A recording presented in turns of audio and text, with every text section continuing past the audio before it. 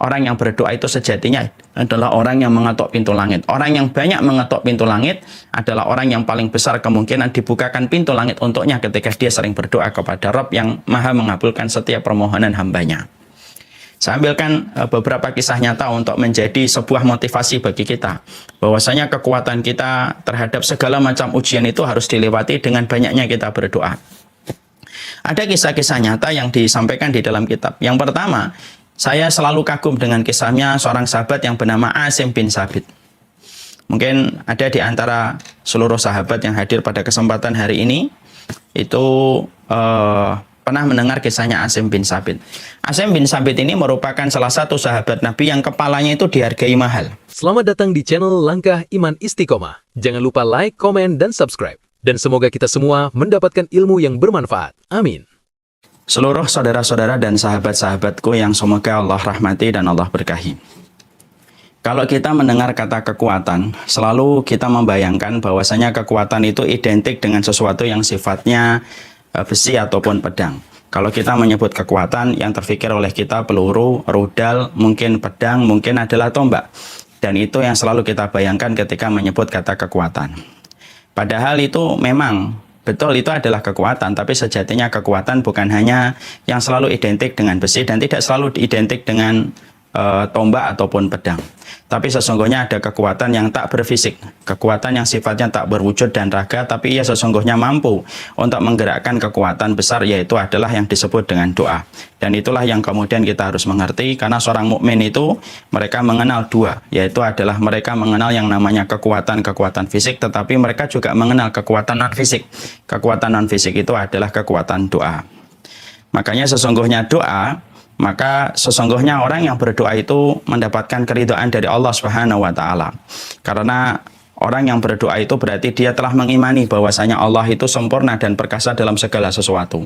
Karena doa itu bukan sesuatu yang biasa, doa itu bukan sesuatu yang remeh-temeh, doa itu bukan sesuatu yang sifatnya recehan. Tetapi justru doa itu menegaskan bahwasanya kita telah beriman kepada Allah yang maha perkasa. Konsekuensi ketika kita mengimani bahwasanya Allah maha perkasa dan maha berkehendak atas segala sesuatu, pasti orang yang telah mengimani bahwasanya Allah itu maha berkehendak dan maha berkuasa atas segala sesuatu, dia akan berdoa kepada Allah. Makanya orang yang dia tidak berdoa kepada Allah sejatinya, mungkin dia minim keimanannya, mungkin tipis ketakwaannya, ketika dia tidak mampu mengimani bahwasanya Allah itu maha perkasa dalam segala sesuatu, yang menjadikan akhirnya dia tidak berdoa kepada Allah. Jadi orang kalau sudah banyak berdoa, ketika dia meminta kepada Allah, berarti salah satu makna yang kita pahami ketika orang itu berdoa kepada Allah, dia sudah sempurna mengimani bahwasanya Allah itu maha berkehendak dan Allah mampu mendatangkan segala sesuatu dalam setiap urusan. Itulah yang menjadikan dia berdoa.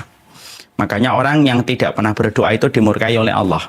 Orang yang dimurkai oleh Allah itu bukan hanya pezina. Orang yang dimurkai oleh Allah itu bukan hanya peminum khamr. Orang yang dimurkai oleh Allah itu bukan hanya mereka yang berjudi. Orang yang dimurkai oleh Allah bukan hanya mereka yang mengalirkan darah.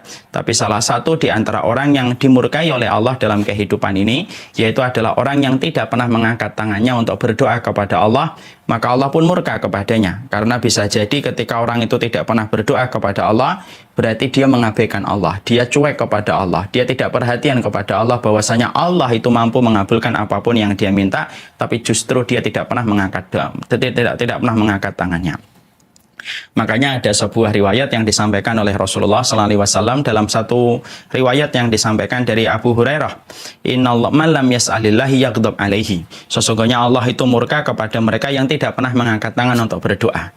Jadi yang dimurkai oleh Allah bukan hanya yang menumpahkan air pada wanita yang bukan halal, bukan hanya mereka yang berjudi dengan uangnya, bukan hanya mereka yang makan riba, tapi termasuk orang-orang yang berjalan di atas muka bumi ini ketika tangannya tidak pernah mengetuk pintu langit dan tidak pernah berdoa, maka sejatinya dia adalah dimurkai oleh Allah. Karena apa? Karena orang yang tidak pernah berdoa kepada Allah, bisa jadi cueknya dia dalam berdoa itu menunjukkan bahwasanya dia tidak yakin bahwasanya Allah adalah zat yang mampu berkehendak atas segala sesuatu yang dia inginkan, atas apa yang dia butuhkan dalam kehidupan. Makanya Allah murka bukan hanya kepada pezina, tetapi kepada mereka yang tidak pernah berdoa.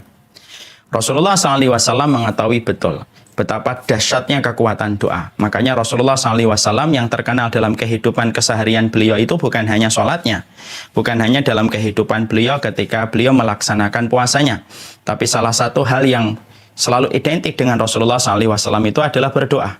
Makanya Rasulullah SAW pernah diriwayatkan dalam satu riwayat yang sahih, maka beliau itu pernah melewati satu hari, tidak pernah melewati satu hari kecuali beliau itu memperbanyak doa. Karena beliau adalah orang yang sangat bergantung kepada Allah dalam segala urusan. Makanya dalam satu riwayat diterangkan Rasulullah pernah berdoa dari habis asar, tidak putus doa itu beliau panjatkan dan beliau tidak turunkan tangannya sampai kemudian berkumandang adzan maghrib. Barulah beliau itu turunkan tangannya setelah semua hajat itu beliau mintakan kepada Allah. Tidaklah Rasulullah menahan tangannya dari habis asar sampai kemudian maghrib, kecuali karena beliau butuh banyak kebaikan dalam kehidupan dunia dan akhiratnya, dan beliau tahu tidak ada yang mampu mengijabah, tidak ada yang mampu mengabulkan dan memenuhi semua kebaikan yang beliau inginkan dalam kehidupan dunia dan akhirat, kecuali adalah Allah. Dan itulah yang menjadikan Rasulullah SAW pernah diterangkan, beliau pernah mengangkat tangan dari habis asar dan tidak menurunkan tangan itu kecuali ketika berkumandang adzan maghrib. Nah, bandingkan dengan kita. Kita ini kalau terkadang sudah berdoa 10 menit, 15 menit, sudah bingung redaksi doa apa yang akan kita minta kepada Allah. Karena seakan-akan bahwasanya semuanya itu sudah kita sampaikan. Padahal Rasulullah SAW justru betul-betul memperlihatkan kepada kita bahwasanya Rasulullah SAW itu sangat memperhatikan bagaimana intensitas beliau di dalam berdoa.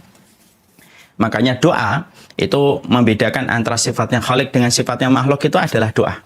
Makanya kalau kita ingin tahu salah satu filosofnya doa itu maknanya itu apa? Sesungguhnya doa itu membedakan sifatnya makhluk dengan sifatnya Khalik.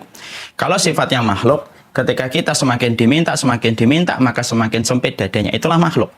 Coba kalau kita temukan orang yang paling dermawan, orang yang paling baik di antara kita. Kalau kita minta sekali, mungkin masih senyum. Kita minta 2 kali, mungkin masih senyum. Kita minta 3 kali, mungkin dia masih senyum. Tapi kalau kita minta 5, 6 kali, 7 kali, senyumnya sudah mulai hilang. Lama-lama dia akan berkata kepada orang yang selalu meminta kepadanya, "Mbok minta sama yang lain, kok terus-terusan saya? Kan saya juga butuh apa yang kamu minta dari saya." Itulah makhluk. Makhluk itu sejatinya memiliki sifat dasar bakhil. Itulah sifat dasar manusia. Ketika dia sebaik apapun, sedermawan apapun, tetap dia memiliki limit. Ketika dia diminta terus-menerus, maka sempit dadanya dan akan mencoba mengalihkan permintaan itu kepada orang lain. Itulah makhluk. Tapi doa itu justru akan membuka kepada kita sifat Allah yang dasar, sifat Allah yang luar biasa. Justru berbeda dengan Allah. Allah itu semakin diminta, maka semakin Allah itu senang. Semakin diminta, semakin Allah itu senang. Semakin diminta, Allah itu senang.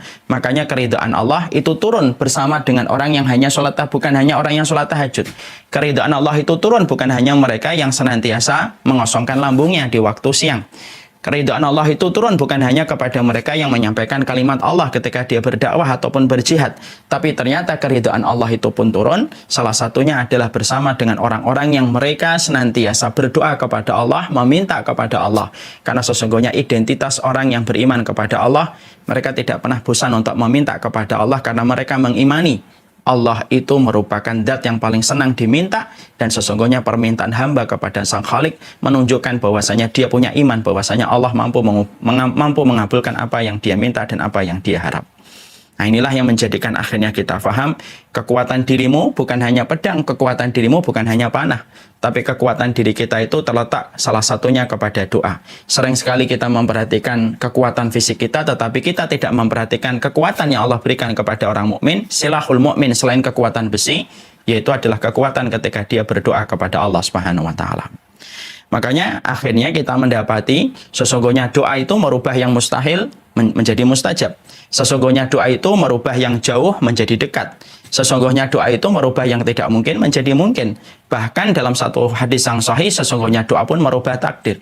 Takdir pun bisa dirubah dengan kekuatan orang yang senantiasa berdoa. Itu menunjukkan kepada kita, sesungguhnya tidak ada yang mampu merubah takdir kecuali adalah doa, karena sejatinya doa itu hatta yang mustahil sekalipun bisa berubah menjadi mustajab, hatta yang tidak mungkin bisa menjadi mungkin, hatta yang jauh pun menjadi dekat ketika kita selalu berdoa kepada Allah. Saya akan sampaikan kisah-kisah nyata yang dicatat di dalam kitab-kitab para ulama untuk menunjukkan betapa besarnya kekuatan doa, dan kekuatan doa itu menjangkau apa yang tidak bisa dijangkau oleh fisik manusia ketika berusaha untuk melakukan itu. Terkadang fisik kita tidak mampu melakukan, terkadang kita tidak mampu mewujudkan, tapi kalau orang itu sudah rajin mengetuk pintu langit, maka pada saat itulah ada pertolongan Allah yang tidak pernah terduga. Dan kita harus ingat, Orang yang berdoa itu sejatinya adalah orang yang mengetuk pintu langit. Orang yang banyak mengetuk pintu langit adalah orang yang paling besar kemungkinan dibukakan pintu langit untuknya ketika dia sering berdoa kepada Rabb yang maha mengabulkan setiap permohonan hambanya. Saya ambilkan beberapa kisah nyata untuk menjadi sebuah motivasi bagi kita. Bahwasanya kekuatan kita terhadap segala macam ujian itu harus dilewati dengan banyaknya kita berdoa. Ada kisah-kisah nyata yang disampaikan di dalam kitab. Yang pertama, saya selalu kagum dengan kisahnya seorang sahabat yang bernama Asim bin Sabit. Mungkin ada di antara seluruh sahabat yang hadir pada kesempatan hari ini, itu pernah mendengar kisahnya Asim bin Sabit. Asim bin Sabit ini merupakan salah satu sahabat Nabi yang kepalanya itu dihargai mahal. Karena ketika beliau pada perang Badar banyak membunuh orang-orang musyrikun. Keluarga-keluarga musyrik yang keluarganya terbunuh dendam kepada Asim bin Sabit. Lalu memberikan label harga pada kepalanya Asim bin Sabit. Siapapun yang bisa membawa kepalanya Asim bin Sabit, maka dia akan mendapatkan beberapa ratus ekor unta. Asim bin Sabit tahu bahwasanya kepalanya dihargai mahal oleh orang-orang musyrik yang ada di kota Mekah. Salah satu doa yang dipanjatkan oleh Asim bin Sabit itu tampaknya mustahil terwujud. Tapi ternyata Allah menurunkan pertolongan kepada doanya Asim bin Sabit. Apa itu doanya Asim bin Sabit pada saat itu? Asim bin Sabit kemudian dia berdoa, dia meminta kepada Allah, ya Allah, kalau nanti aku terbunuh, jangan biarkan jasadku tersentuh sama orang-orang musyrik. Ya. Doa itulah yang dipanjatkan oleh Asim bin Sabit. Kalau kita berpikir dengan logika kita, kalau kita sudah mati, mana bisa kita mampu untuk kemudian membela diri kita dari jamahan orang yang ingin memegang kita. Itulah logika kita kalau kita mau mikir. Tapi ternyata Asim bin Sabit yakin bahwasanya Allah itu mengabulkan setiap permintaan hambanya.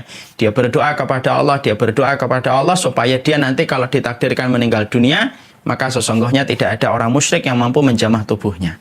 Perhatikan, ketika singkat ceritanya Asim bin Sabit, kemudian akhirnya beliau meninggal dunia, terbunuh dalam satu penyergapan, maka kemudian orang-orang musyrik ketika akan menjamah tubuhnya Asim bin Sabit, lihat cara Allah bekerja kalau mengabulkan doa. Maka Allah memberikan perintah kepada lebah supaya lebah itu berkerumun di atas jasadnya Asim bin Sabit. Dan seakan-akan melindungi Asim bin Sabit dan menyerang siapapun orang yang mendekat kepada jasadnya Asim bin Sabit.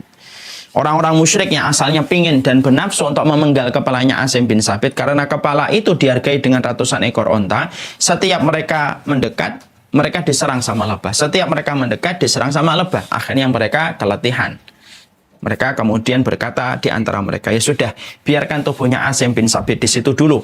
Nanti malam kita akan datang kembali ketika lebah ini sudah kembali kepada sarangnya.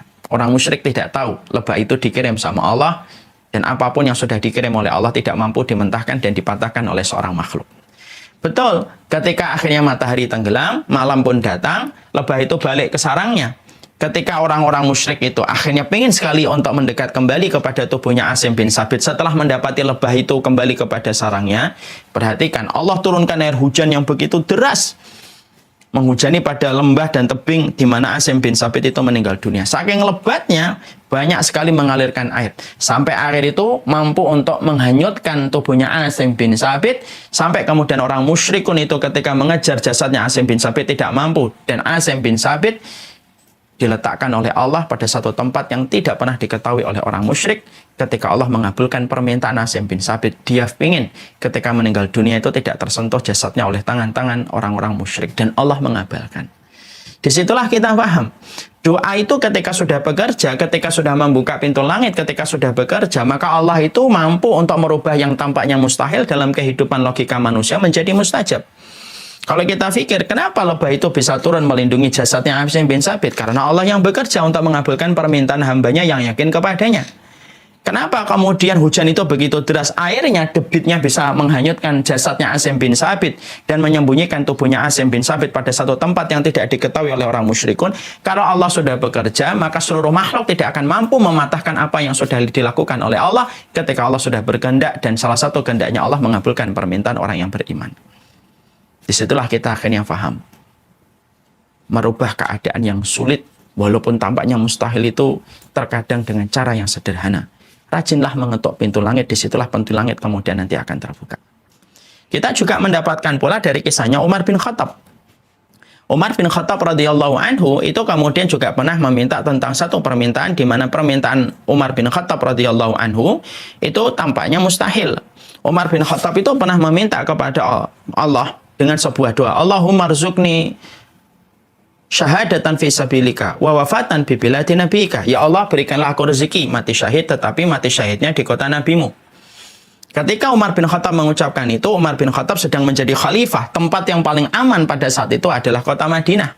Karena Islam itu ekspansi ke banyak tempat, kota yang paling aman itu justru Madinah. Tapi ternyata Umar bin Khattab itu berdoa, ya Allah, berikanlah aku mati syahid, tetapi mati syahidnya di kota Nabi, yaitu di Madinah saja, tidak keluar dari kota Madinah. Ada seorang sahabat itu lalu berkomentar terhadap doanya Umar bin Khattab. Wahai Umar bin Khattab, kalau engkau berdoa pengen mati syahid, ya jangan di kota Nabi. Karena sesungguhnya di kota Nabi sedang tidak ada jihad, tidak ada peperangan, sedang dalam kondisi damai. Bagaimana kamu meminta mati syahid tetapi di kota Nabi yang sedang tidak ada jihad? Tapi Umar tahu dia punya Rabb yang mampu mengabulkan apapun yang diminta oleh hambanya. Umar bin Khattab tidak kemudian memperdulikan ucapan sahabat itu. Dia tetap meminta dan tidak merubah redaksi doanya. Allahumma rzuqni syahadatan fi sabilika wa wafatan bi biladin nabika. Ya Allah, berikanlah kepada kami mati syahid dan berikanlah kepada kami mati syahidnya di kota nabimu, yaitu adalah Madinah.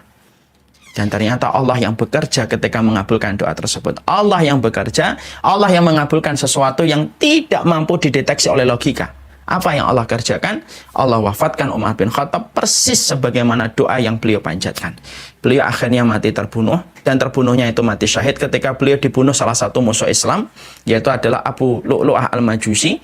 Lalu kemudian beliau meninggalnya bukan di Palestina, beliau meninggalnya bukan di kota Syam, beliau meninggalnya bukan di kota Mesir, tapi meninggalnya di kota Madinah, di tempat yang beliau minta untuk mati syahid, dan Allah mengatur mati syahidnya itu di kota Nabi, menunjukkan kepada kita bahwasanya kekuatan doa itu luar biasa. Ya.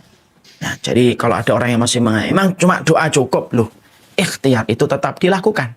Tawakal tetap dikerjakan. Tapi bungkusannya itu adalah doa, dan doa itu merupakan perkara yang besar.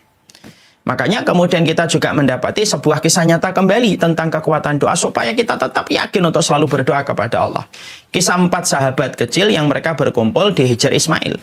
4 ini adalah, satu adalah Ibnu Umar, anaknya dan putranya Umar bin Khattab radhiyallahu anhu. Kemudian ada Urwah bin Zubair, ada Abdullah bin Zubair, dan ada Mus'ab bin Zubair. Perhatikan 3 pemuda ini. Abdullah bin Zubair berkata, ya Allah, saya ingin menjadi khalifah. Urwah bin Zubair berkata, ya Allah, saya tidak ingin jadi khalifah, tapi saya ingin menjadi orang yang didatangi dan diambil ilmunya. Lalu kemudian Mus'ab bin Zubair berkata, ya Allah, saya ingin menikahi 2 wanita yang solihah, yaitu adalah Aisyah binti Talha dan Sukainah binti Husain, dan saya ingin menjadi khalifah di Irak. Kemudian Abdullah bin Umar saat itu berdoa dengan doa yang sederhana, ya Allah, aku ingin diampuni dosanya. Doa yang dipanjatkan di Hijr Ismail itu ketika naik ke langit, maka kemudian bekerja ketika Allah itu maha mendengar, dan Allah itu mendengar permintaan hambanya yang beriman ketika yakin Allah itu mampu mengabulkan apapun yang diminta oleh hambanya ketika hamba itu yakin. Perhatikan, Abdullah bin Zubair akhirnya menjadi khalifah, Urwah bin Zubair akhirnya jadi ulama. Kemudian Mus'ab bin Zubair menikahi 2 wanita yang dia sebutkan, dan dia menjadi khalifah di Irak. Maka Abdullah bin Umar, kata Imam Adz-Dzahabi, saya berprasangka Abdullah bin Umar pun diampuni dosanya sebagaimana permintaan 3 sahabatnya yang dikabulkan oleh Allah ketika 4 itu berkumpul di Hijr Ismail. Inilah doa, inilah kekuatan doa. Makanya kalau ada seorang mukmin ketika dia rajin sholat, ketika rajin puasa, ketika dia rajin tawaf, tapi dia tidak pernah berdoa kepada Allah, miskin dan pelit ketika dia berdoa kepada Allah, tidaklah orang yang jarang meminta kepada Allah, kecuali ada salah satu kemungkinan bahwasanya dia tidak yakin bahwasanya Allah itu maha perkasa atas segala sesuatu yang diinginkan oleh setiap makhluk. Dan doa itu bekerja melampaui batasan-batasan dan limit yang dimiliki oleh setiap makhluk. Karena makhluk itu punya limit. Makhluk itu punya batasan, tetapi sesungguhnya Allah itu tidak memiliki limit, dan sesungguhnya Allah itu tidak memiliki batasan. Ketika Allah itu tidak memiliki batasan sebagaimana makhluk itu punya batasan, ketika Allah itu tidak punya limit sebagaimana manusia itu punya limit, disinilah fungsinya kita. Kalau kita ingin menjangkau untuk melewati limit dan melewati batasan kita sebagai seorang manusia biasa yang penuh dengan kelemahan dan penuh dengan kekurangan, lompatilah limit dan keterbatasan itu dengan kita berdoa, karena doa itu sekali lagi merubah yang mustahil menjadi mustajab. Bangsa ini ketika dalam kondisi yang semacam ini, kalau saya sering ditanya, apa yang kami harus lakukan Ustaz? Berdoalah di waktu yang mustajab sembari antum memperbaiki urusan perut antum, karena sesungguhnya doa itu merubah yang mustahil menjadi mustajab. Makanya saya sering menyampaikan, orang yang rajin mengetok pintu adalah orang yang paling besar dibukakan pintu itu kepadanya. Kita kalau ngetok pintu, kalau sekali mungkin nggak dibukakan, karena yang sahibul baitnya tidak mendengar. Tapi kalau kita rajin mengetok pintu terus menerus, maka lama-lama kemudian pemilik rumah akan membukakan pintu kepada orang yang terus mengetok pintunya terus-menerus. Sama. Filosofnya doa, orang yang rajin mengetok pintu langit adalah orang-orang yang sejatinya akan besar dibukakan pintu langit untuknya ketika dia selalu meminta kepada Allah, ketika berharap kepada Allah. Allah itu bukan hanya murka sama pezina. Allah itu bukan hanya murka kepada peminum khamr. Allah bukan hanya murka kepada mereka yang membunuh dan berjudi. Tapi sejatinya Allah pun murka sama orang yang berjalan dalam rendahnya dunia ketika dia butuh banyak perkara, ketika dia menjadi manusia yang memiliki keterbatasan. Tapi justru dia tidak pernah berdoa kepada Allah. Orang yang ingin melewati batasan, limit, dan segala macam keterbatasan kita selaku manusia. Kalau ingin melewati limit dan keterbatasan kita, ketoklah pintu langit. Kalau Allah sudah membersamaimu di dalam doa, kamu tidak akan pernah menduga hal besar yang Allah berikan kepada mereka yang yakin untuk selalu meminta kepada Allah. Barakallahu fikum.